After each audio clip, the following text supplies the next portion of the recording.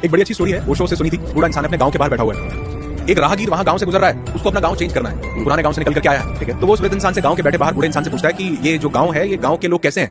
कहते क्या करना है? कहते मुझे शिफ्ट होना है, मैंने काम बदल लिया, तो मैं नई जगह यहाँ पर आना चाहता हूँ, मुझे बदलना है। तो कहते पहले ये बताओ, जिस गांव में तुम रहते थे उस गांव के लोग कैसे थे? कहते इतने बेकार थे, इतना मतलब तंग करके रखते थे कि वहां से निकलने ऐसे लगता था कि कब यहाँ से निकलूं और बढ़िया जगह पे जाऊं।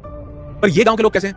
कहते ये गांव के लोग उससे भी ज्यादा बेकार हैं, 2 ही दिन में लगेगा कि तंग हो गए, फिर ढूंढोगे कि नया गांव, यहाँ मत बसो, कहीं और जाओ। एक दूसरा व्यक्ति आता है, वो पूछता है उस इंसान से कि बाबा ये गांव के लोग कैसे हैं, मुझे इस गांव में बसना है। कहते पहले ये बताओ, जिस गांव में रहते थे वहां के लोग कैसे थे? कहते तो काम के चक्कर में निकलना पड़ा, लेकिन ऐसे इंसान थे, ऐसा लगता था स्वर्ग में रहे, इतने खूबसूरत, इतने अच्छे, इतने दिल के साफ, इतने नेक, इतने मदद करने वाले, इतने बढ़िया लोग थे। लेकिन ये गांव के लोग कैसे हैं? कहते भूल जाओगे पुराने गांव के लोगों को, उससे भी 10 गुना ज्यादा अच्छे लोग आपको यहाँ पर मिल जाएंगे, इतने नेक दिल मिलेंगे, इतने अच्छे मिलेंगे।